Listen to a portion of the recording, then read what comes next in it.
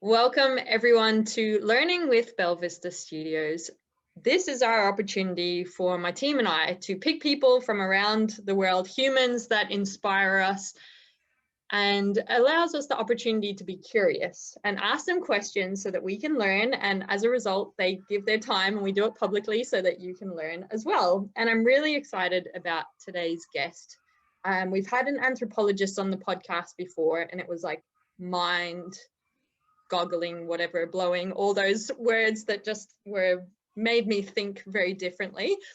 So I'm really excited to have another one on. We've got Ainslee, who came highly recommended because I was curious at the time around accessibility. Lyndall Box, who runs a meetup. If you check out, I'll put the link in the descriptions on LinkedIn for instructional designers and e-learning people, said that Ainslee, you are the person to follow in the accessibility space. So I did. And then when I saw you were an anthropologist, I was like, oh, come on the podcast. This could go crazy. So welcome. Thank you for being here. And thank you for having me on. You are most welcome.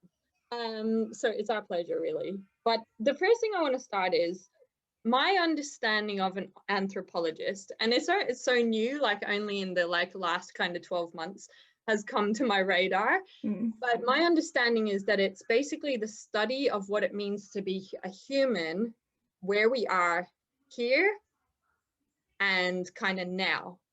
But what I'd love to know is, I believe all anthropologists kind of describe it differently. So I'd love you to frame it in your perspective of how you would describe an anthropologist to be, so that other people might hear my description and yours differently and make up their own understanding. Yeah, absolutely. And that's the thing about anthropology, because it's so wide and varied. But the way I explain it to people is anthropology is about understanding, or anthropology is the study of humankind. And the way I explain it is it's being able to see the world through other people's eyes. So it's about looking at how we live, how we live in society, the things that we do, and looking at other societies and seeing that even what they might be doing is different. They're actually doing the same things as we are, but in different ways. So it's fascinating. But yeah, in short, I say it's about helping people to see the world through other people's eyes. Yeah. What's an example of when you say two societies kind of doing something differently, but really at the core it's the same thing? Okay, so there was a book that I read when I was doing my honours degree. Victor Turner's the anthropologist's name, and so you know how over here we'll have let's talk about reality TV. You know how there's always these dramas and all that kind of stuff. Well, there's this fascinating ethnography that I read of Victor Turner's, and it was set in somewhere in Africa. I can't remember exactly where, but it was about the social dramas that went on, and it's so interesting because to the average person, they'd be boring as hell, social dramas, just little conflicts, but these conflicts just had these huge repercussions. And so it was the way I was reading it, it was kind of like I was watching a reality TV show, and just seeing these certain things going on, obviously here in Australia, but this was going over in Zimbabwe or somewhere like that. So but just those things that are just so interesting. And even talking about funerals, that's a bit of a morbid one, but it's still fascinating how different cultures do funerals in different ways. Like, for example, in Indian culture, the women used to, if their husband passed away, they would then get burned on the funeral pyre with their husband. So it's a horrible thing to think of, but it's just fascinating to see how different rituals that are the same kind of rituals, but how they're all done differently. Yeah. So what I was curious to talk about today is I'm trying to educate myself more on accessibility, right? Because we design e-learning and training solutions. But then I was thinking, well, it's bigger than that. And what does that look like in the world? And I think it plays out in, you know, inclusion and diversity, to use, I guess, I want to say they're buzzwords. I don't know if that's the correct term, but like people want to have like corporate diversity and inclusion plans. And I want to understand that on a deeper level, because I hate tick in the box type things that are just like a band-aid solution. Absolutely. So from your anthropologist perspective, why are we not inclusive in society? That's a big one. I think it goes, it's to do with stereotypes, which is probably the main thing. Basically, I mean, looking at disability. So yeah, for people that don't know, I've got a disability. And yeah, disability is just something that's been so, well, okay, so let me just start back. We're 20% of the population in Australia. We're 40 years behind the feminist movement in Australia, and 10 years behind Aboriginal Australians, the inequality. So it's basically, it's to do with society, and this is why we're not included. This, I mean, basically, if you look at diversity and inclusion in the workplace, there are so many places, and I've only just discovered this recently, so many places that don't have disability in their plans. And just sort of, it stunned me. I'm like, why? Because I mean, you know, we're a diversity group. And the response was because people are too scared to touch disability. And it's, yeah, and it comes back to all these stereotypes about disability and not wanting to offend, not wanting to, I don't exactly know what their intention, what's behind it, but there's a lot of this not wanting to touch things because they're too scared of, I guess, doing the wrong thing, basically, and then getting reprimanded for it, which is not helping us. Yeah, okay. Well, I guess it's almost like taboo. Like if we're fearful and we don't want to offend, do you have any tips on how you can go about things to not offend or to debunk these myths? Well, it's been interesting. Like, there's a lot of discussion around the word disability and the naming of like disabilities. So some people say they're a disabled person. I say I'm a person with a disability. I understand why people say disabled person, but I don't use that myself a lot. And sorry, can you just repeat the question again? I just got stuck in that thought. Yeah, it's if you were to debunk myths or to give tips actually to people that are scared. Yeah, sure. So the tips. So yeah, so I've had people ask, how do you go about asking people what they prefer to be called? And then I thought to myself, I thought to myself first thing here, it's a hard question. And I'm like, well, actually, no, it's really not. We've just made it hard for some reason, but it's the same. So when we're talking about gender diversity, people now on LinkedIn, etc., they'll put pronouns she, her, they, theirs, etc. And disability is no different. So ask the person, that's basically an issue, to ask the person how they would prefer to be referred to in regards to their disability. Most people just say refer to me by my name. And yeah, like, so it's just basically getting rid of this stigma around being so scared and just asking people. And then that way the conversation just starts to open up. Yeah. Because I guess by not asking, like if you think about, you're saying like that people, corporates that don't have diversity or inclusion kind of strategies, by not asking to develop one, they are excluding. Absolutely. Yeah, absolutely. And yeah, like, so that's the thing, like by not acting, yeah, there's is still actively excluding by not doing anything about it. So, and the thing that frustrates me is that these disability action plans that exist, that that government organisations do, these plans, they're not actionable. So, well, okay. So the action plan, there's no repercussion if these action plans aren't followed through. It's just, okay, we've got this nice document. It says we're going to do this, but then later on down the track, oh, if we haven't done this, oh, well, big deal. And well, that to me is like, what's the point of doing a disability action plan if it's not enforceable? It's ridiculous. What are some tips to have accountability in the those plans? I don't look that one. I really don't know the answer to, but I think it's about making people more aware as to what the repercussions are of ignoring disability. Not just for, so there's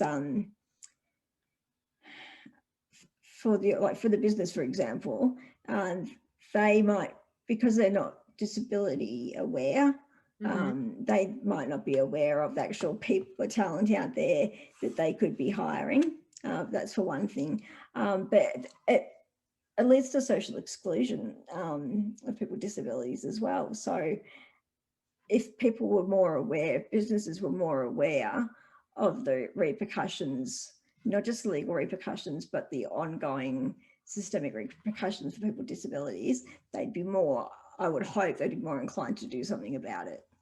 Yeah. What is that like from an individual perspective? Like if we were to empathize with people that may be excluded, and we could be aware or unaware that we're excluding others for whatever reason. Absolutely. What plays out for that individual? Okay, so I'll talk from my own experience because I won't talk for anybody else's experience, but for me, exclusion would be, for example, at work. Work's a good one. So I used to work for the public service. I did that for 20 years, and like during COVID, we've now seen there's been changes to work practices with people working from home, remote working, etc., all that kind of stuff. Yeah, that wasn't available to me. So there was a lot of, for example, there was opportunities off-site elsewhere that I couldn't put my hand up for because I couldn't get there. But there was absolutely no reason why those opportunities I couldn't have done it remotely. It was just not thought of at the time. So there's that. So there's these barriers that for people with disabilities have existed, and we've been told again and again, no, it's not possible, it costs too much money, blah, blah, blah, too much trouble. Yet now with COVID, everything, those things are now in place because it helps the majority of people. So I guess that's probably been a really frustrating thing to see. It's been fascinating to see it happen, but also as a person with a disability, seeing it happen, it's been frustrating because it's like, well, hang on, why couldn't you do it for us? Yeah. Okay, if they were to go back, because that's just been debunked, you know, this, you can't do it, I don't know, the facilities aren't there, or it's too expensive, like what you came up with as a barrier. But now they've overcome the barrier because of, you called it the majority now, kind of existing in that. What responsibility can organizations or individuals that have that decision-making power, could they consider earlier on so that it is more inclusive? Even if you just speak to your situation, do you think they did the proper kind of decision-making to make it a fair decision for your situation? No, it was so used. So I think that the system has been so used to people with disabilities being given this is what you can do. So, and that's something that when I reflect back on my life, That's happened to me time and time and time again. Not that people were being nasty or evil or whatever, but there wasn't any thinking outside the box. It was, okay, people with disabilities, you belong here, this is what you'll do, and there's no other way around it. Yeah. Interesting. Okay, I have 2 quotes I want to pull from your Instagram. So Ainslee's Instagram is really educational. You should check it out. So I just want to set the scene for my next question for the listeners and viewers. So one quote we've got here, I think they're both guests on your podcast, which you also have. So link in the description, everyone that's listening and watching, is living with a disability, chronic illness, it's exhausting. It's really mentally and physically exhausting every day. So it's kind of nice when you can go to a place where you don't have to think about it. And that's from Tuohy. And the second quote, just to set the context for the conversation where it's headed next, is, if you feel pity when you see me, it shouldn't be because I'm a wheelchair user. It should be because the world hasn't progressed yet to be inclusive and accessible to me, which is from Jason. So I know that you help organizations identify barriers and help them remove them. Can we just start with, what are the common kind of barriers that happen in organizations or exist in organizations? So for me, I get asked this question a lot, and there isn't just one type of barrier. So being an anthropologist, I'm interested in the what I call the invisible barriers. So the only barriers that are identified through the qualitative research and that kind of thing. So like, for example, I'll talk about one of my previous clients, and the barriers that existed in that particular context were that not all the people were, not all the people that were required in this particular setting were trained in how to use things like Zoom, for example. So they couldn't then participate as fully as others could. So that those are the kind of barriers. Some other kind of barriers, like, let's just think about, like, I'll talk about my own personal experience.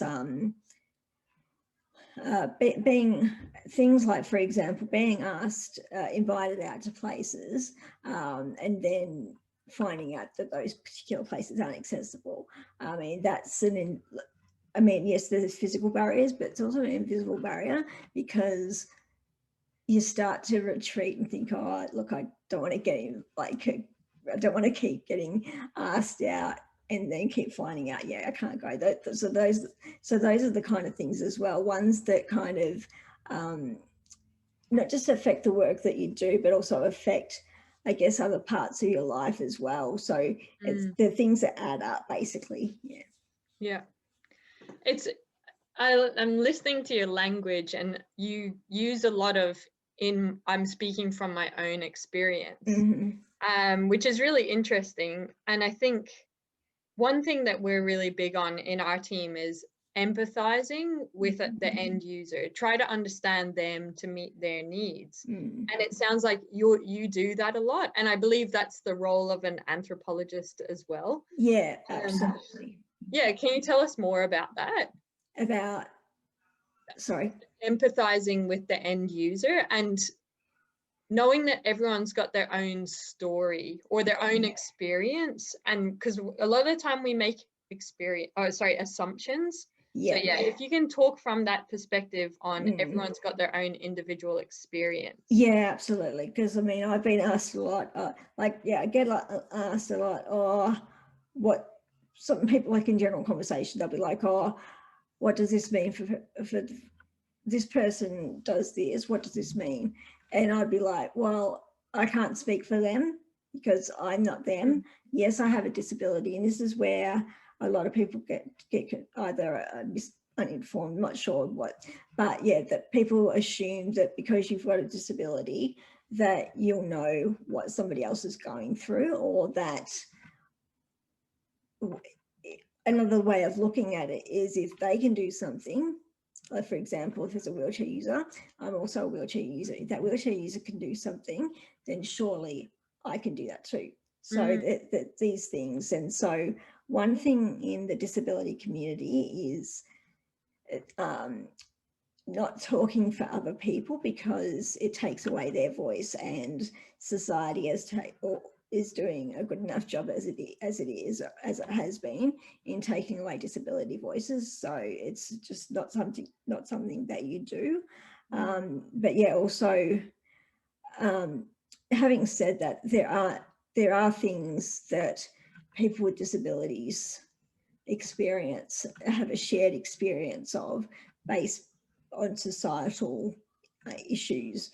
So it's which is where the model of the social model of disability comes in, as opposed to the old medical model of disability. But yeah, so being an anthropologist as well, it's just all about understanding. So yeah, so with it being an anthropologist, what you really need to do, and this is something that I have to employ when I'm doing my research, is yes, I'm speaking to other people with disabilities, and it's a fascinating process to go through.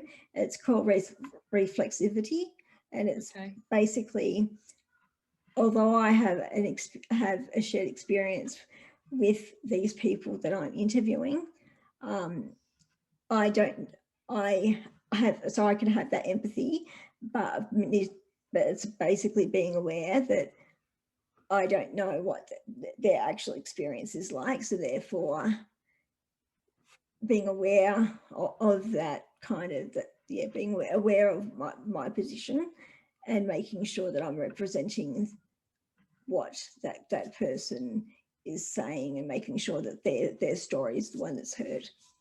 Yeah, we love human-centered design. I believe that's kind of branched out from anthropology. And when you do, like, some of our activities are user interviews and that, and it's really important to just listen to what you hear and ask questions, and not put your own kind of, what would you say, like your own perspective and your own bias and meaning, your bias behind the information that you receive. What are your activities for research that you do?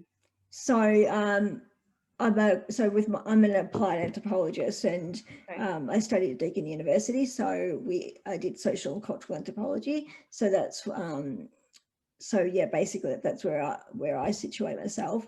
I'm actually just in the process of going through a PhD application to get to do my thesis, my anthropology thesis. But anyway, so the methods that I employ are qualitative research, and that can be in the way of surveys, interviews.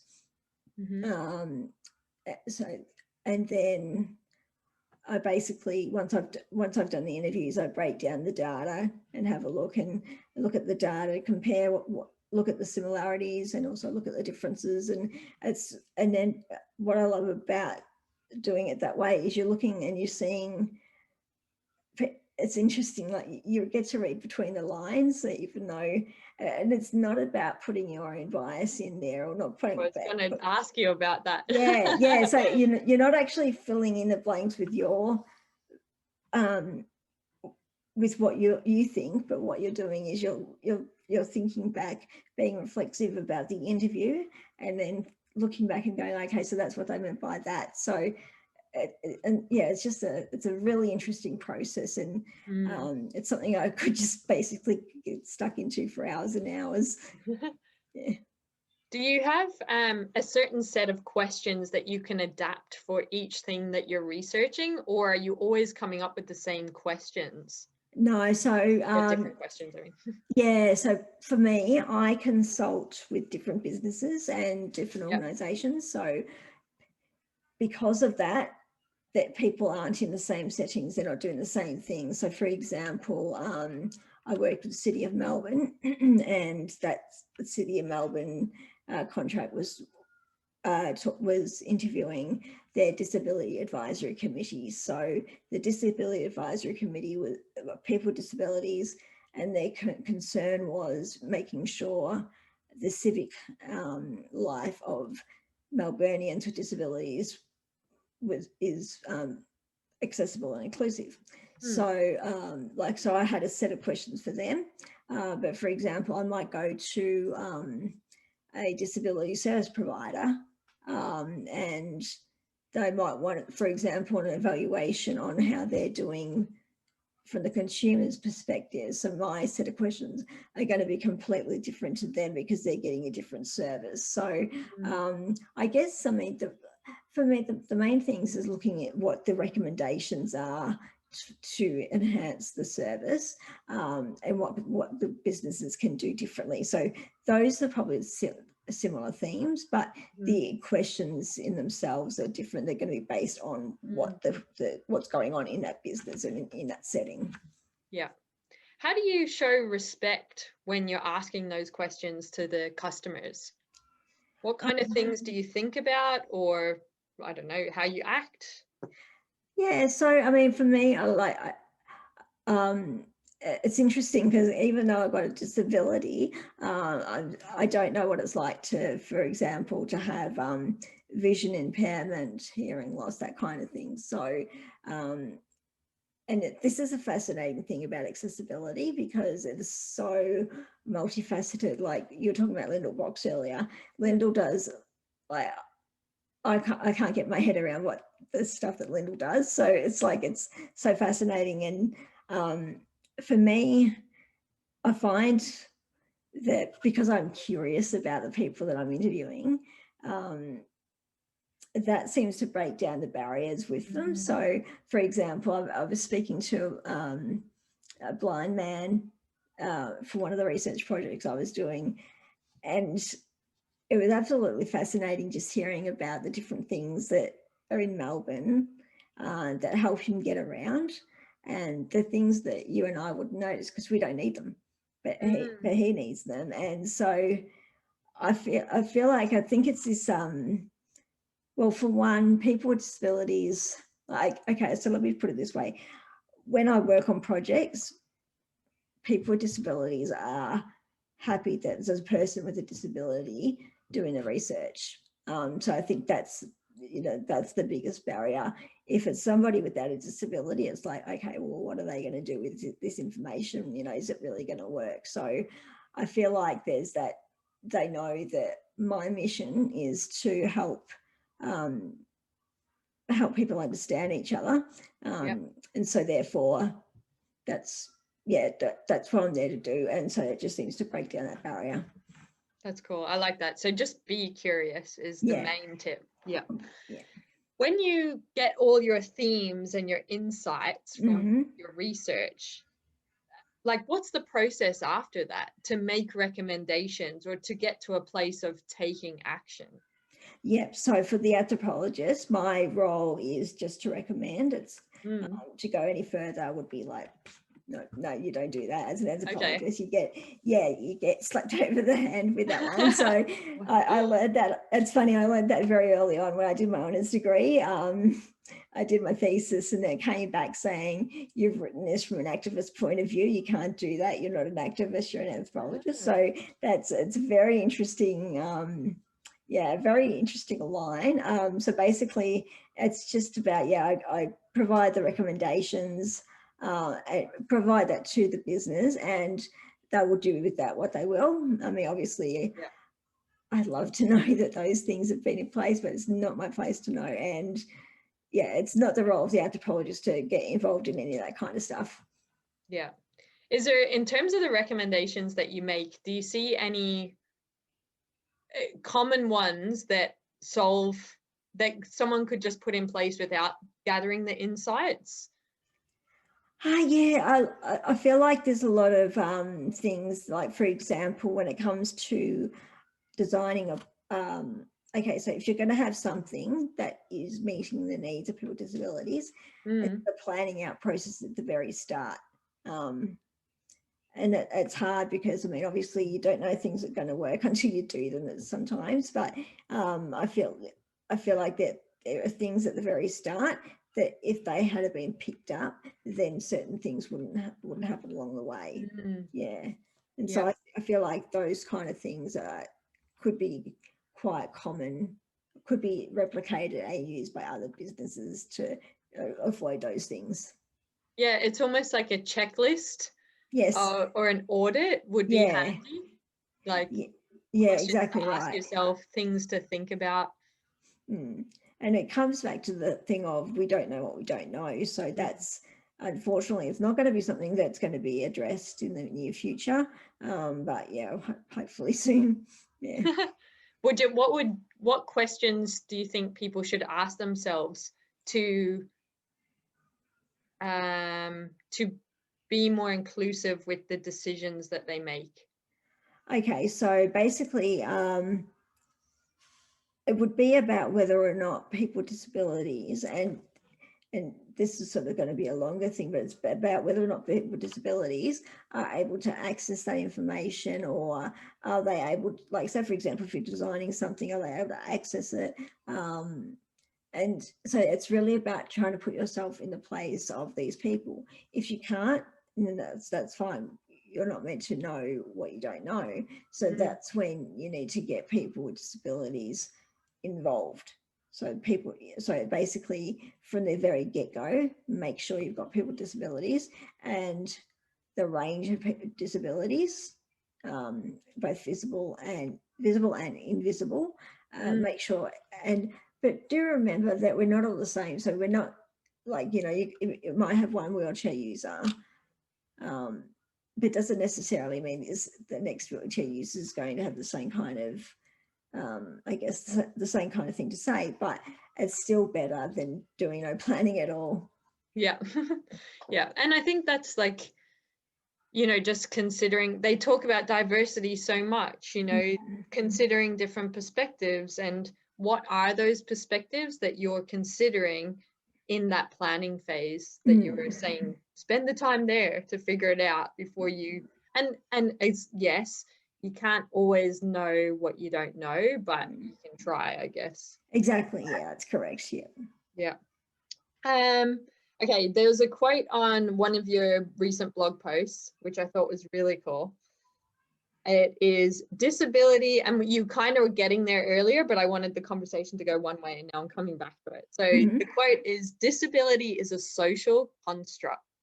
Society is the disabler. Can you help us understand? Yeah, sure. So it's funny, so yes, I have a disability. Okay, my condition is spina bifida.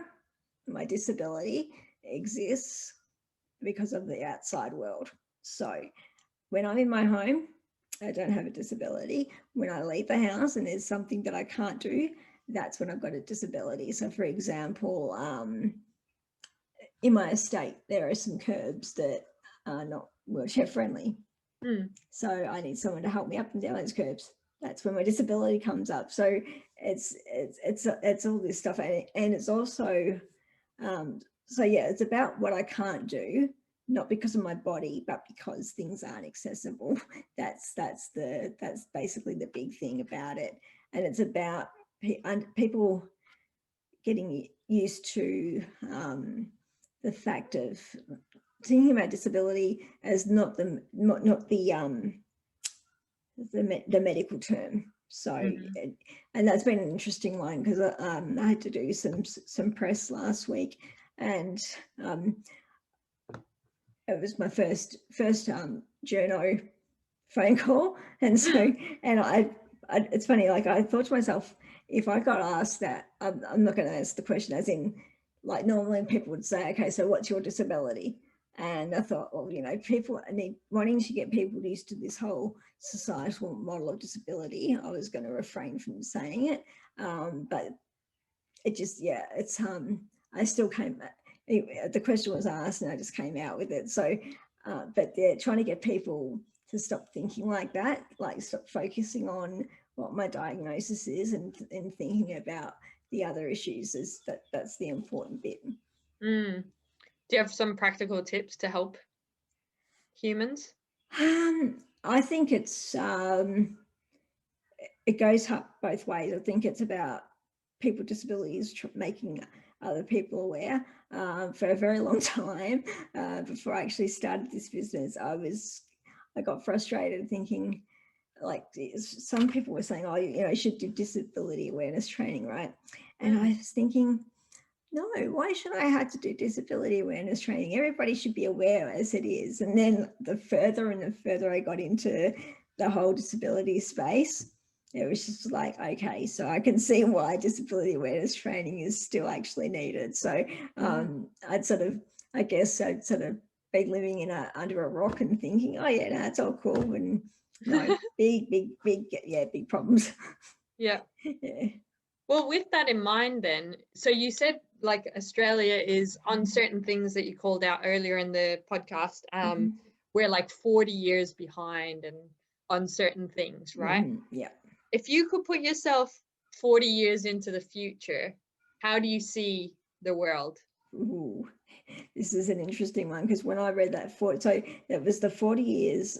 So Christina Ryan, she's the head of the Disability Leadership Institute in Australia, and she said on a podcast the other day with Bree Gorman that we're 40 years behind women when it comes to equality in Australia. So that just that floored me. I was just like, for a moment, I thought, what? Okay, so I'm 42. Actually, no, I'm 43 today. So happy birthday. Thank you. Thanks. Thanks for choosing to be here.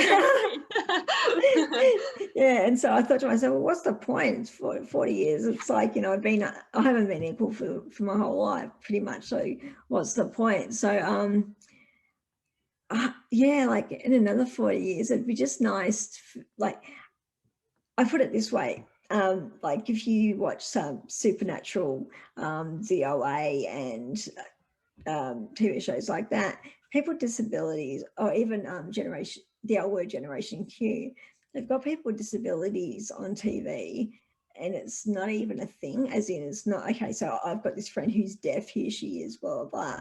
It's nothing to do with that. They're just people. And so being able to like in 40 years time, it'd be nice if we could just have that and not needing to have conversations about, where we want to be in the future. Yeah, we'd just be. Yes, yeah, just and people. That goes back to the anthropology, kind of what that is humans here and now. Yeah, absolutely, yeah. That's cool. Well, is there anything else you'd like to spread the word about in the framing of what we've been talking about today? Well, so coming up on December 3 is International Day of People with Disabilities. So that is all about seeing the ability in disability. So it'd be nice to see. I'd love to. I'm on Facebook, Instagram, LinkedIn. So yeah, Ainslee Hooper Consulting. I'd love to see what people are actually doing for the day. I've been asking on these social media channels, and the response has been rather quiet, which has been a bit concerning. So I'd love to see actually people doing it, because by other people doing, like, getting involved, that's how we get inclusion. Don't leave it just up to people with disabilities to do all the work. Yeah, that's cool. All right, well, thank you, Ainslee. Thank you. In the description is the link to her socials, so you can educate yourselves more and just become part of Ainslee's ecosystem, because she's on a really good mission. I want to leave everyone with a quote as well, which I think is quite cool and sums up what we've been speaking about today, which is, we do not see things as they are, we see things as we are. And that's from Anna C. Nin on your Instagram. Thank you everyone for watching. Please wish Ainslee a happy birthday in the comments, and also let us know what thing you are going to do to build awareness, as Ainslee's call out is to do something for this week that is celebrating